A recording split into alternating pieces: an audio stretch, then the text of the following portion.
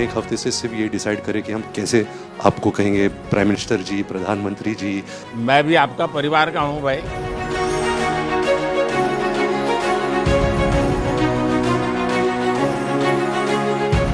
Wait करी थी जब आपको मिलेगी 10 साल से बना करेंगे। 10 साल जी 10 साल पहले वेलसेट करना था भाई।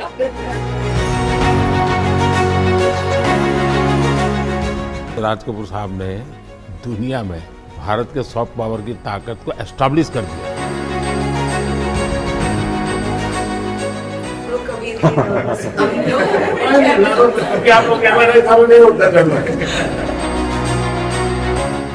फोटो तो रैरली होता होगा। बहुत कम वस्तुओं में जो बचे थे फैमिली में, तो ये 10 या 12 वस्तुओं में से एक है, तो आपको पेश करना चाहते हैं हम। यहाँ जो पीएम म्यूजियम बना है उसमें रखवाऊंगा। आदरणीय प्रधानमंत्री श्री नरेंद्र मोदी जी। कट।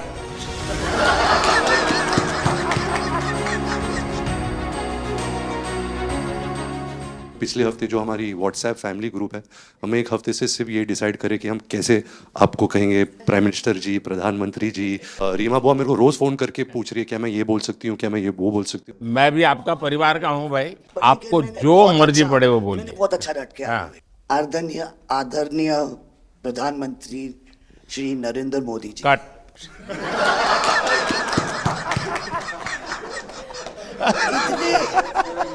इतने कीमती वक्त में आपने सबको आज यहाँ निमंत्रित किया राज कपूर के बर्थडे 100वीं बर्थडे पे अवसर पे।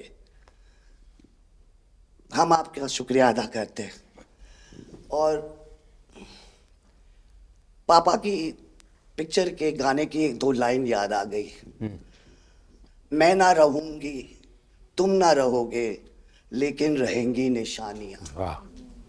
आपने इतना सम्मान प्यार दिया है, आज के दिन को सारी इंडिया देखेगी कि नरेंद्र मोदी जी प्राइम मिनिस्टर हमारे ने कितना सम्मान कपूर परिवार को दिया है।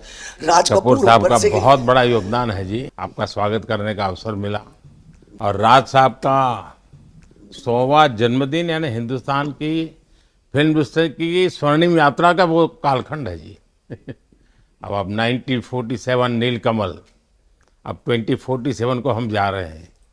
100 साल की एक प्रकार से जब यात्रा बनेगी तो कितना बड़ा देश को कंट्रीब्यूशन है। आजकल हमारे यहाँ डिप्लोमेटिक वर्ल्ड में सॉफ्ट पावर इसकी बहुत चर्चा होती है कि भाई जिस जमाने में सॉफ्ट पावर शब्द का जन्म नहीं हुआ होगा, शायद राज कपूर साहब ने दुनिया में भारत के सॉफ्ट पावर की ताकत को एस्टैब्लिश कर दिया था। यानी एक बहुत बड़ी भारत को उनकी सेवा थी। रणबीर के साथ हुआ है, वो गाड़ी में बैठा था और एक रशियन टैक्सी ड्राइवर था और उसने बोला कि are you from India? And he was singing a song, I am Raj Kapoor's grandson. से बेटा मैंने कहा था कि मैं उनका पोता हूं, तो हमेशा मुझे फ्री टैक्सी फ्री हो जाती है। एक काम हो सकता है क्या, खास करके सेंट्रल एशिया, कोई ऐसी फिल्म बने जो वहाँ के लोगों के दिल दिमाग पर राज साहब आज इतने सालों के बाद भी, यानी आज भी उनका पूरा कंट्रोल है। मैं बताता हूँ जी, आज छोटे बच्चों को भी सिखाते गाते। हाँ, यानी उनके जीवन में प्रभाव है। मुझे लगता है कि सेंट्रल एशिया में बहुत बड़ी ताकत है जी। हमें पुनर्जीवित करना चाहिए, हमें इसको नई पीढ़ी तक जोड़ना चाहिए और एक लिंक बने, वैसा कोई क्रिएटिव वर्क करना चाहिए और बन सकता है। वो उनको इतना प्यार मिला उसमें कि ये थोड़ा से उनका नाम इंटरनेशनली भी बाहर गया और उनको बोल सकते हैं छोटे से तरीके से एक कल्चरल एम्बेसडर। लेकिन आज मैं ये आपको बोलना चाहती हूँ, वो छोटे से कल्चरल एम्बेसडर थे, लेकिन हमारे प्राइम मिनिस्टर इंडिया के तो हमें ग्लोबल मैप में डाल दिया है। एंड वो हम we are so proud, each member of this family is very proud. देखिए देश की आज प्रतिष्ठा बहुत बड़ी है। सिर्फ योगा ले लीजिए जी, आज दुनिया के किसी भी देश में जाइए, योगा के प्रति इतना योगा सीधी है ये। ये और ये मम्मी और मैं हम दोनों बेबो लोलो हम सब योगा में बहुत रुचि रखते हैं। वैसे मैं दुनिया के जितने लीडर से मिलता हूँ, लंच डिनर अगर साथ में है तो मेरे अगल बगल में जितने भी है वो मेरे से योगा के लिए ही चर्चा करते हैं। एक छोटा सा ट्रिब्यूट है नाना जी के लिए। एक्चुअली दरअसल मेरा पहला फिल्म है एज अ प्रोड्यूसर एंड मेरा सपना था कि मैं अपने फैमिली के साथ कुछ करूं, तो सब इस फिल्म में है। मैं एक चीज बोल सकती जी हूँ, बिल्कुल। ये वो ग्रैंडसन है, राधा ग्रैंडसन्स मेरे दोनों बच्चे, हैं, ये अपने नाना को मिले नहीं है हैं। और ये पिक्चर बना रहे हैं और उनकी सब उस अरमान ने इतनी खोज की है हर चीज की और उसमें थोड़ा बहुत just for him he is making. जो कुछ सीखे हम फिल्मों के माध्यम से और जो माँ ने सिखाया मुझे उनसे सीखे हम। देखिए जब आप रिसर्च करते हैं ना तो एक प्रकार से आप उसको जीते हैं जी, उस दुनिया को जीते हैं, तो आप बड़े भाग्यवान हैं जी कि भले आपने नाना जी को देखा नहीं लेकिन नाना जी को जीने का आपको अवसर मिल रहा है। जी बिल्कुल बिल्कुल, ये बहुत बड़ा सपना है मेरा और I am really thankful, full family is part of this. मुझे याद है हमारे यहाँ इनके फिल्मों की ताकत क्या थी।